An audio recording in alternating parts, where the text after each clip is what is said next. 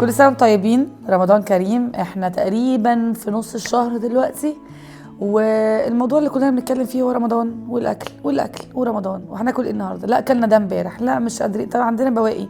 مفيش احسن من اكتر واحده بتسهل لنا حياتنا في مطابخنا تيجي تتكلم معايا النهارده في الموضوع ده وتحل لنا بقى مشاكل كتير كده وتريح لنا نفسنا في المطبخ. ساره الرفاعي، كيتشن كيز. هاي ساره. هاي رضوى. إيه لازم الأخبار؟ اقول لك ان انت مش انا مبسوطه زي انا معاكي. انت اند يور هول فاميلي بجد رول موديل ليا من زمان قوي. ثانك يو. انا كده مش عارفه انا اللي اكمل.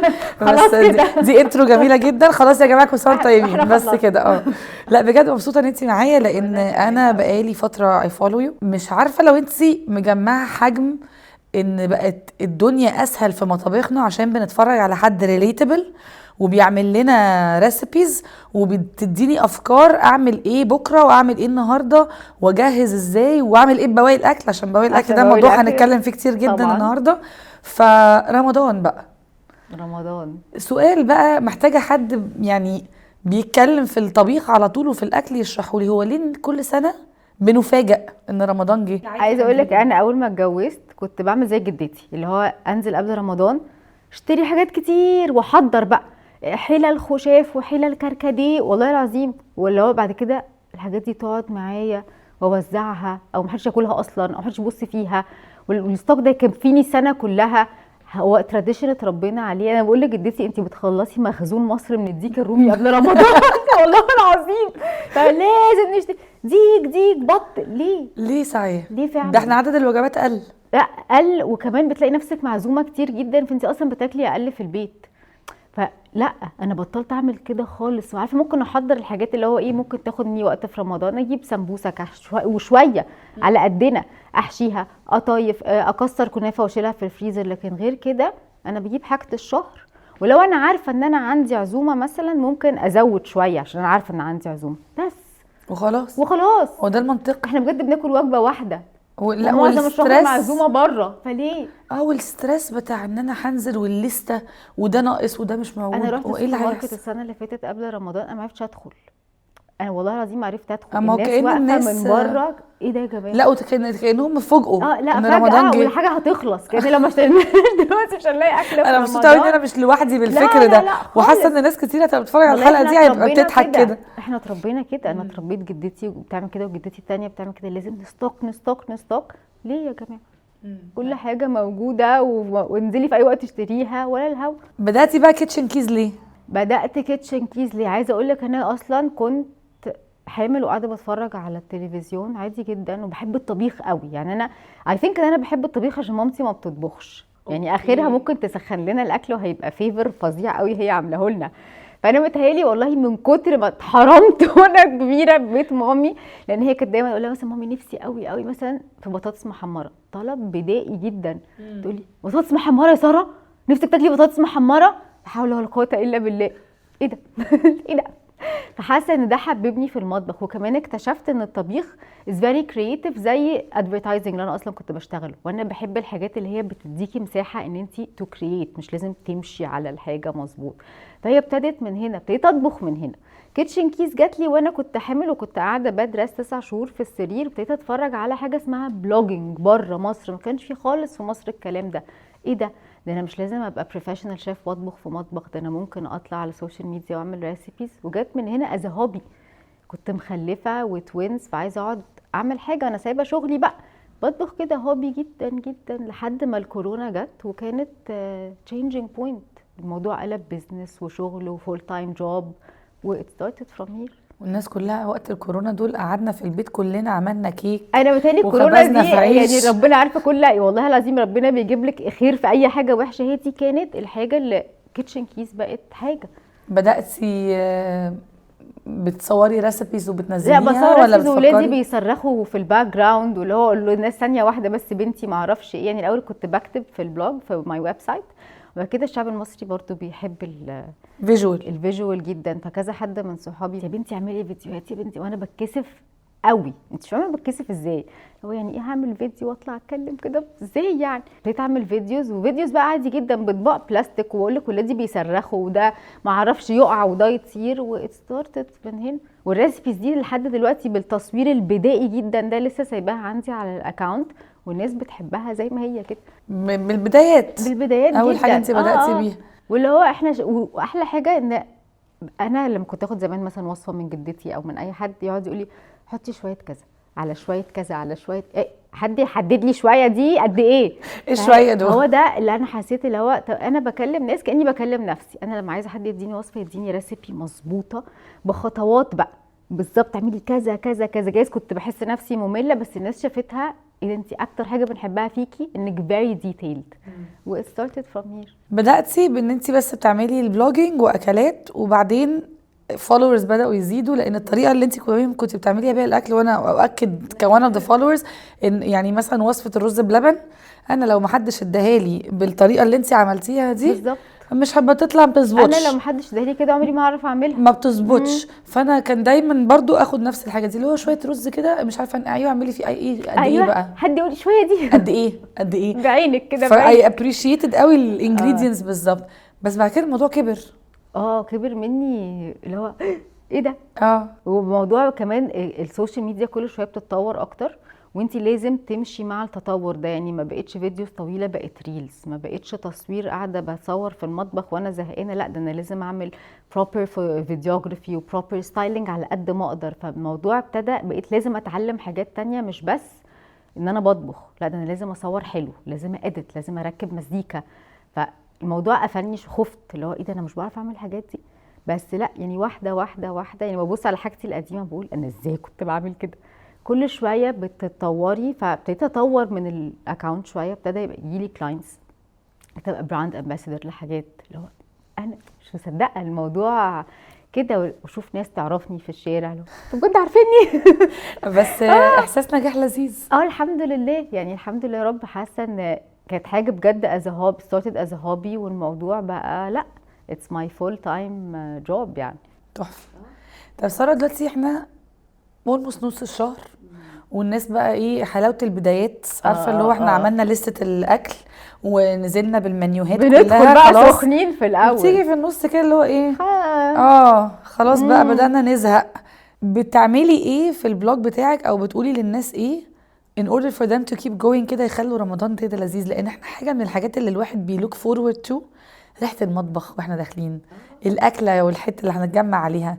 بتعملي ايه عشان تشجعيهم انهم يجددوا من نفسهم؟ بصي عايزه اقول لك انا ببتدي رمضان يعني باكلات التقيله قوي. دايما الواحد بيدخل رمضان بقى بالبط والفخده والكشك، بدخل كده بس عشان انا عارفه ان الناس بتبتدي بقى خلاص تزهق وتتعب كمان، فابتدي اغير الدنيا خالص. حتى دايما في نص رمضان تلاقيني بقول انا عارفه ان احنا زهقنا من الطبيخ والوقفه في المطبخ، تعالوا بقى نجو مثلا تشاينيز، تعالوا نجو كذا. ابتدي اعمل مثلا سندوتشات شاورما، اللي هو نبتدي احنا زهقنا من الاكل ومش قادرين ناكل، طب تعالوا نغير بقى ستايل طبخنا شويه.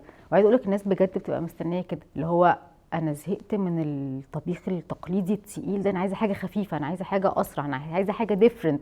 فدايما في نص رمضان او على 20 رمضان كده بتلاقي بقى الدايركشن بتاعي اختلف خالص من الاكل الشرقي المصري بتاعنا لحاجات خفيفه بقى، ستير فراي مش عارفه ايه، ساندوتشز كذا، اللي هو اقل. بس انتي معروفه بموضوع الحاجات الايزي دي. انا هو ده مبدئي. بصي احنا ندخل المطبخ ننجز علشان ما فيش وقت عشان ما فيش وقت عشان ما فيش وقت.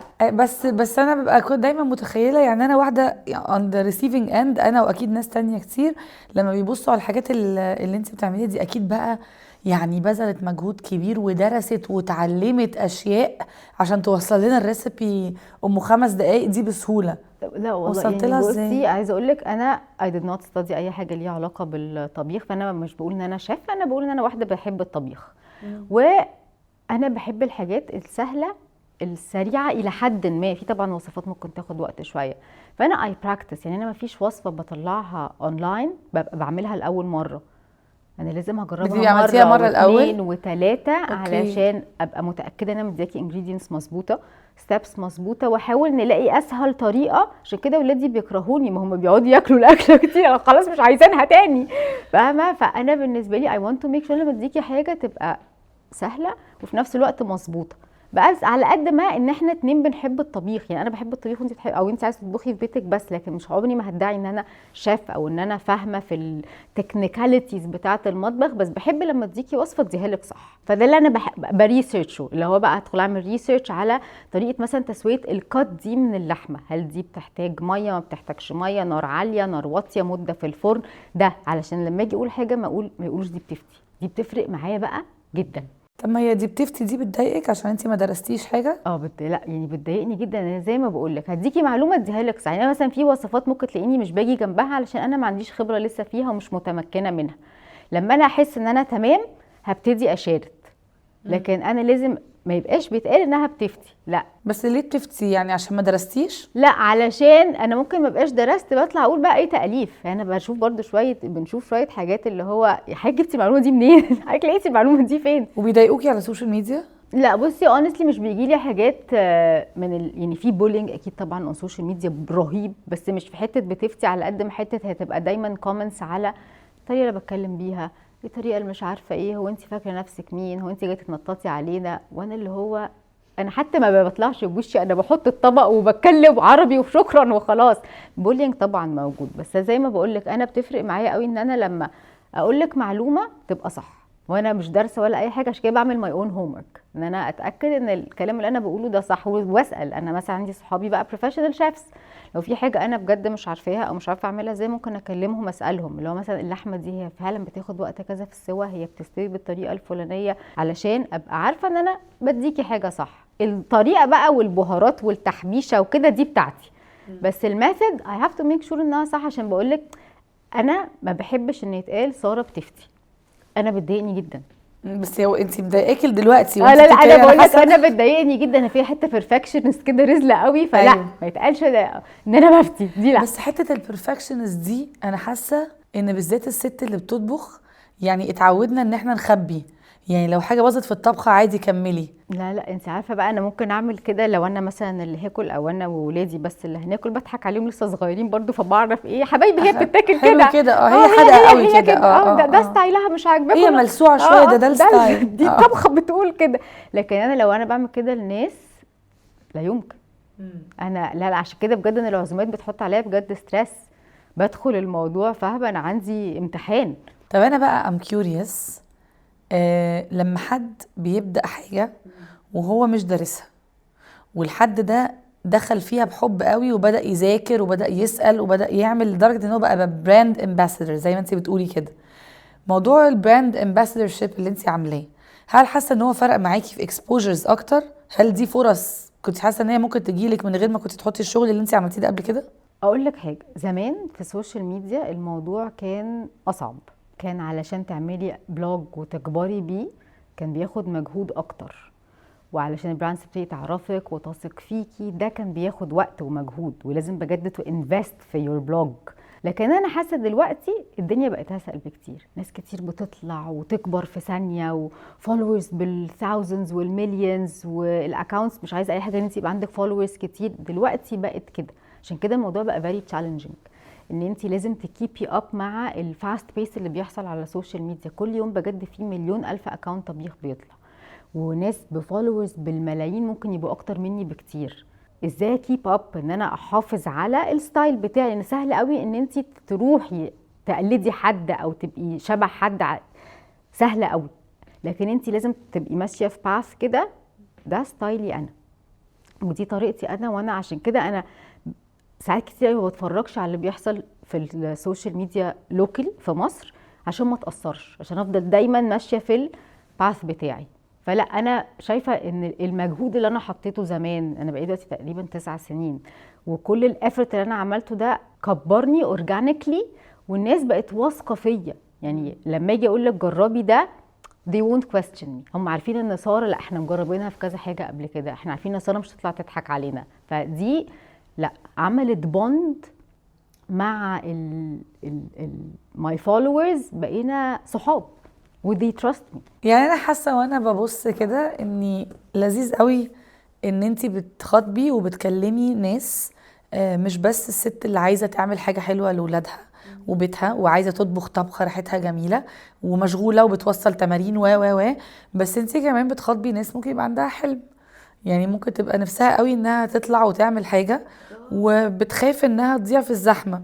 صوتك والايدنتيتي بتاعتك هي بتبقى سر النجاح المستمر، ان انت كونسيستنت. دي حقيقه كونسيستنسي. يعني انا في وقت لما ما بيجيليش، لسه ما بيجيليش شغل خالص مفيش اي حاجه، كانوا اصحابي يقولوا لي انت ليه فيري كين انك هتبوستي الايام المحدده اللي انت قايله عليها، مفيش شهر you're going to miss posting فيه، مفيش اسبوع. يقول لهم علشان انا شايفه ده رايح في حته، انا شايفه ده رايح في حته، انا ببني حاجه. ودايما كنت بستخدم الكلمه دي، انا بعمل براند، انا بعمل براند اكويتي. والناس كلها والله العظيم صحابي كانوا يقولوا لي انت هبله ومامي تقول لي ايه يعني انت بقى بعد كل اللي درستيه ده واشتغلتيه رايحه تطبخي على الانترنت ده كده؟ تقولي انت بتطبخي على الانترنت؟ انت مش كنت ماركتنج وادفرتايزنج يا بنتي وايه ده؟ ولا وانا دحاحه جدا يعني، فلو ايه اللي انت بتعمليه ده؟ بس انا كنت شايفه حاجه. انا ضد ان احنا، مش عايزه اقول انا ضد ان احنا، انا شايفه ان there's room for everyone. صح. في مجال لكل الناس. صح. وبالذات في مجالات معينه بقى عليها ضغط او طلب جدا. ومش بنقلل من قيمه الدراسه في المجال ده خالص. طبعا. بس في ناس بيبقى عندها تالنت، ولما بالشغل وبالكونسيستنسي هو ده اللي بيعمل لهم الايدنتيتي بتاعتهم. دي حقيقه. طيب نتكلم بقى ايوه على اهم موضوع بالنسبه لي. انا كنت اكسايتد ان انت جايه النهارده عشان اتكلم فيه وهنقوله بقى للناس، وهو اعاده تدوير الاكل في المطبخ. بجد، بالذات مثلا في رمضان. لان انت في رمضان مش هتلاقي حد بياكل اكل بايت تقريبا. كل الناس اللي هو لا لا لا لا ده الا رمضان. يعني انا في العادي ممكن تاكلي اكل بايت بس الا رمضان، واحنا ما شاء الله بنعمل بقى بتلاقي السفره مليانه. لا طبعا.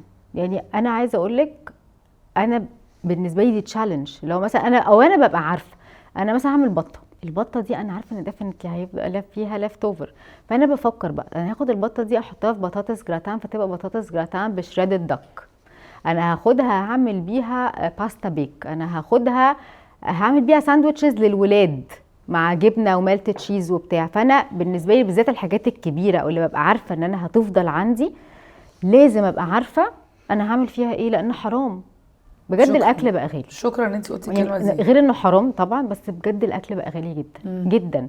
فانا مش هجيب حاجه عشان اخد منها قطمتين. وانت عارفه الناس في رمضان ما بتاكلش، يعني انت بعد ما بتعملي السفره الفظيعه دي بيفضل عندك كميه اكل قد كده، فحرام. انا دايما ببقى هاخد ده هعمل بيه كذا، هاخد ده هعمل بيه كذا. ولازم اي حد بالذات بقى في العزومات، يعني انت ممكن لو انت عيلتي بس اللي بتاكل ابقى انا محدده الكميات، ولو فضل حاجه انا عارفه مثلا مين هياخد الاكل ده او هدخلها في تاني حاجه. لكن في العزومات لازم ابقى عارفه انا هعمل ايه في بقيه الاكل ده وهتعمليه ازاي، عشان انا مش عايزه تقدميه بنفس الشكل. بالظبط. يعني عندك حاجه هتسخنيها هتطلعيها بس ولا هتجدديها. وبالنسبه مثلا في رمضان لازم هتدخليها في حاجه تانية، عارفه لازم هتشقلبيها. ايه ده صنف جديد ما اكلتهوش قبل كده. لازم، لان بصراحه زي ما بقول لك حرام والاكل بقى غالي، وما ينفعش كل شويه يبقى عندنا انا ما اقدرش ارمي اكل. دي بصي بتموتني. لا لا لا انا ما اقدرش ارمي اكل، يعني لا يمكن. فالحاجات اللي بقدر ادخلها في اكل تاني بدخلها. وبجد فيك افكار كتير جدا لاعاده تدوير الاكل هتدخليها تخفيه في حاجه لا يمكن حد يعرف ان ده من اكل بايت، او تطلعي منه ريسبي مختلفه تماما. او ان انا ابقى عارفه ان مثلا في ناس انا بديهم اكل كل يوم، فبحيث ان كل يوم ما يبقاش عندي التلاجة مليانه اكل وفي الاخر يندب ان هو بيترمي بيبوظ ويترمي. وفي ناس كتيره اكيد they follow you مش في مصر او مش في بلاد عربيه ما عندهمش السبيس ان هم يبقوا بيدوا اكل للناس. يعني ما عندناش حد بيساعدنا في حراسه البيت او بيساعدنا في تنظيف البيت او سواق او كده، فما عنديش حد اديله. الناس اللي هم they follow me ومثلا مش عايشين، انا باخد بالي ان هم دايما بيبقوا مركزين قوي في الكميات. هي هتنزل تشتري حتتين، هي هتعمل ربع فرخه، فدايما حتى بيقولوا اديني الريسيبي يعني اقسميها لي، ينفع اقسم الريسيبي دي على 4 بورشنز؟ فبدل ما تطبخ الكميه كلها هي هتطبخ ربعها بس. فاقول لها مثلا اعملي كذا. احنا في مصر ما عندناش الثقافه دي. لازم تعملي عرق الفيليه لازم والله لازم تعملي صدر، ما عندناش الثقافه دي خالص.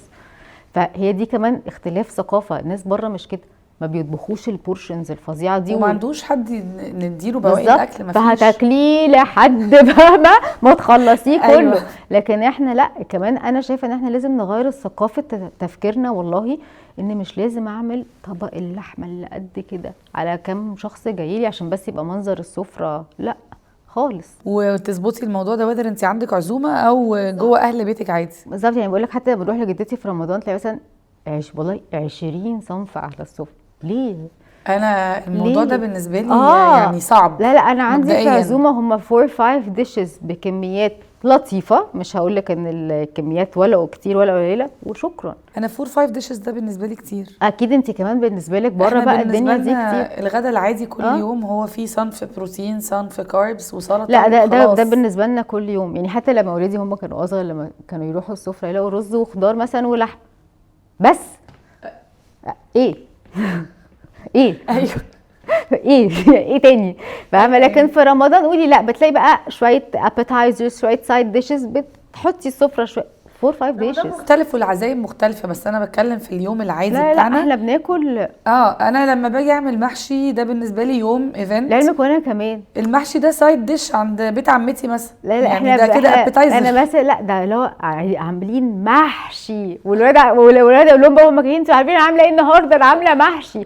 ولعلمك انا دايما متعوده من بيت مامي ان بناكل محشي وصنف بروتين جنبه وخلاص، هو كده، هو مش سايد ديش، هو ده الاكل، هو ده الغدا، هو ده الغدا. رز محشي ولحمه وممكن طبق سلطه او طبق شوربه، احنا كده اكلنا.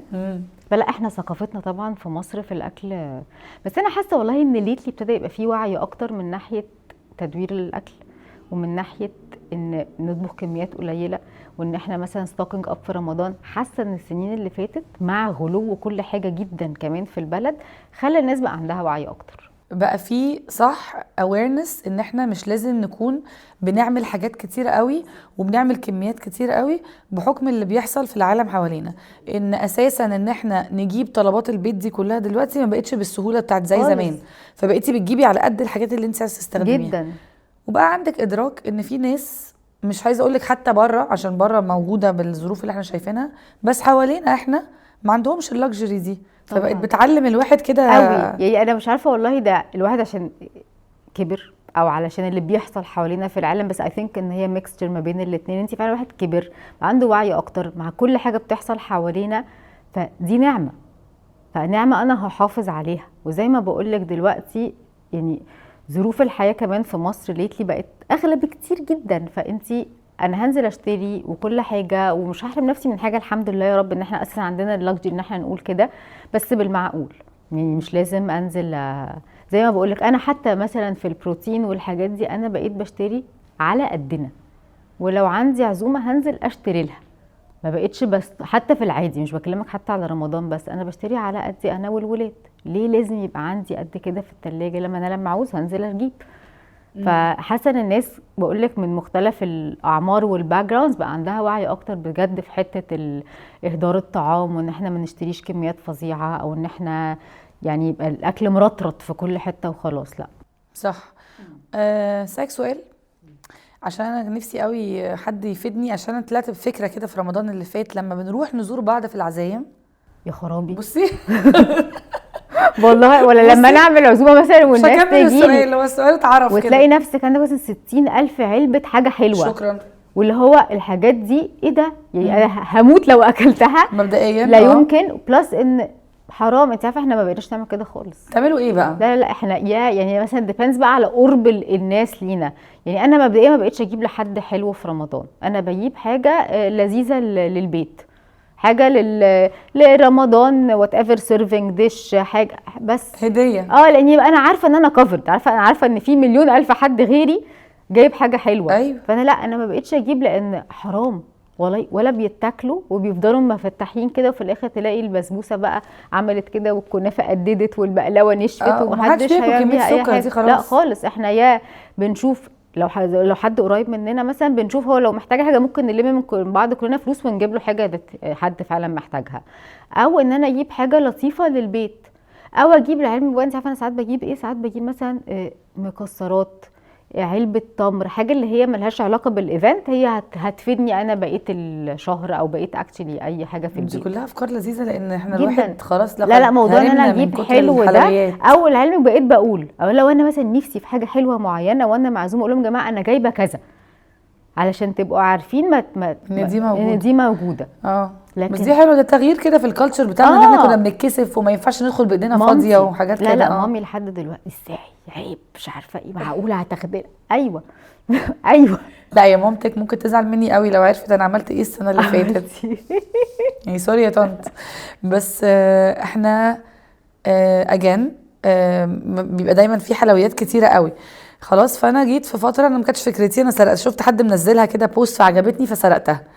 ان يوميها رحت داخله عليهم بظرف، انا رحت داخله قلت مش فلوس، انا المبلغ اللي كنت هحط في حاجه ديزرت رحت حطاه للتشاريتي، وكتبته يعني ان اونر اوف الناس اللي عزمتنا النهارده، فاللي هو ميرسي قوي يا جماعه على العزومه دي، انتوا فتحتوا لنا بيتنا، وان يور اونر انا عملت دونيشن لحد معين، فربنا يعني يبارك لكم في البيت، ومديهم الظرف كده وخلاص شكرا. ايه مامتي ممكن تقتلك بس هي يعني طنط نحاول يعني لا هنحاول نخبي الحلقه دي، هنحاول نخبي المعلومه دي عنها، بس طبعا بس انا كان تخيلي انا بهديكي ايوه وجايه اشكرك، فايه احسن من ان انا اهديكي بحاجه باسمك واساعد حد تاني واشكرك من غير ما نهدر حاجه محدش فينا هياكلها. تحفه هندب شكرا. يعني لا انا حسيت انها فكره تحفه عشان كده سرقتها. فظيعه. وعايزه اقول لك يعني انا بقول لك برضو احنا حاجات كتير قوي في عايشينها دلوقتي في الكالتشر بتاعنا متربيين عليها without questioning.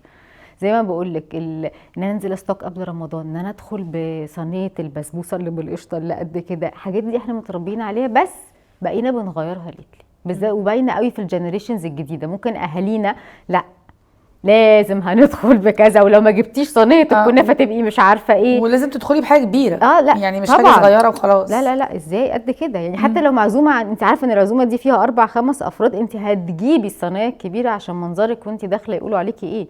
فده طبعا احنا اتربينا كده، بس بقول لك كل الجنريشنز الجديده حاسه ان بقى فيها اختلاف. لا هو ديفينتلي بقى في ليفل اوف اويرنس كده، ان احنا بقينا، وحتى على فكره بقى اهالينا يعني لما بيعزمونا دلوقتي بيلاقونا ما بناكلش كميه الاكل اللي هم بيعملوها، فهم بداوا دلوقتي يركزوا في ان انا هعمل كل الاكل ده ليه، ما في الاخر كل واحد فيهم هيجي ياكل حاجتين 3. عايزه اسمع جدتي والله الحلقه دي الحته دي بالذات الحته دي بالذات والله ايوه ما هو انا هعمل كل الاكل ده، ما انتوا بقى ايه عمالين تاكلوا لي في حاجات مش فرايد وحاجات قليله، اصل انا يا عمته كلت النهارده الرز فمش هينفع اكل المكرونه فيعني طب انا هقرف نفسي ليه؟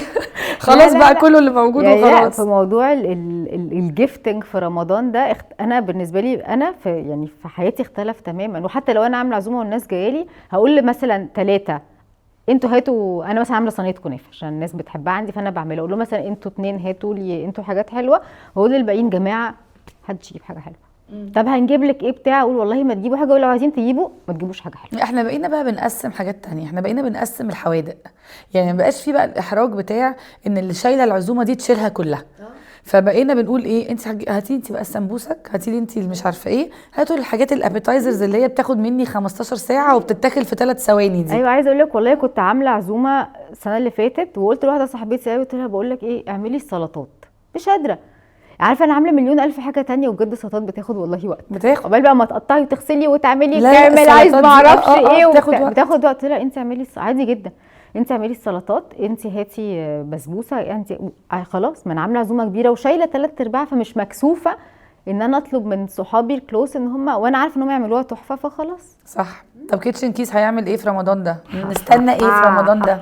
انا عارفه الاول كان من اسبوع كده كان عندي دماغي فاضيه خالص، بس شفتي بقى الاسبوعين اللي فاتوا اهو تظبيط، واستني بقى الاسبوعين الجايين، استني كمان الاسبوعين الجايين. احنا بنصور الحلقه دي قبل رمضان بس هتنزل في رمضان، فاحنا المفروض ان احنا بقى شايفين كونتنت من قبل رمضان معانا، فام اكسايتد هبهرك انا منبهره.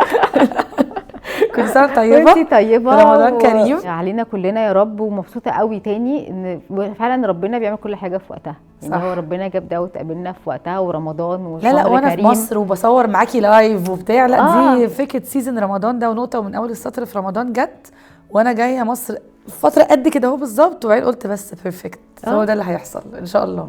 كل سنه هابي، نورتيني، كل سنه طيبه، رمضان كريم. وانت عليكي كمان. ثانك يو.